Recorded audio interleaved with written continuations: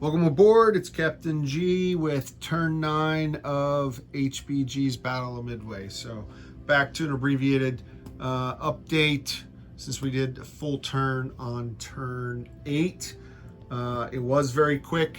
2 Japanese command tokens and then battle. So the Japanese didn't even get to do everything that they were hoping to do. They did move their battleship force forward. That was their second command token. Had they gotten a third one, they would have moved this force forward as well in an attempt to engage surface fleet engagement eventually against the U.S. The first command token was to send the Zuiho's torpedo bomber flight against the Enterprise, and the all 4 aircraft, 2 fighters and 2 torpedo bombers were shot down. Did not score any hits on the Enterprise. So again, the U.S. has not had luck on its side, but they've narrowly avoided disaster the last couple turns. One thing that I do want to point out that at least I just realized,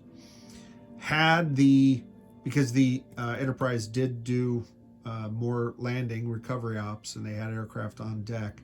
However, because these are torpedo bombers, not dive bombers that were shooting torpedoes, that would not have caused the additional damage on the Enterprise. It would not have destroyed aircraft on the deck because it would have been against the hull. But as it was, they shot them down, so no damage at all. So that was the only battle. That was the U.S. side. On the Japanese side, more recovery operations for the fleet carriers. The Soryu was preparing to launch a sortie. Perhaps I should have launched rather than send in the Zuihos, but yeah, I think that was probably a mistake, or even before moving these guys forward. But as it was, that's what I did.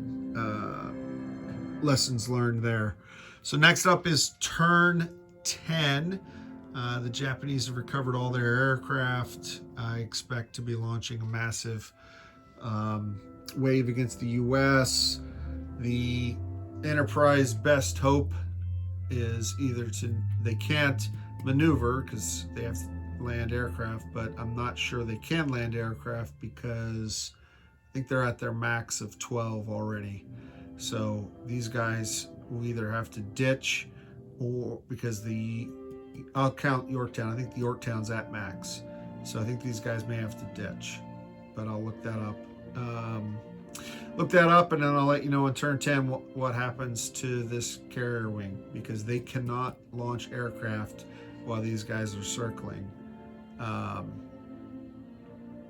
unless they get a storm squall here, they're bound to be attacked by an overwhelming force. And I think that will eliminate 2 U.S. carriers. Not at all what Admiral Nimitz wanted. As it is, Nimitz is probably chomping at the bit to get Fletcher to disengage. This has not turned out as planned. This is Captain G, over and out.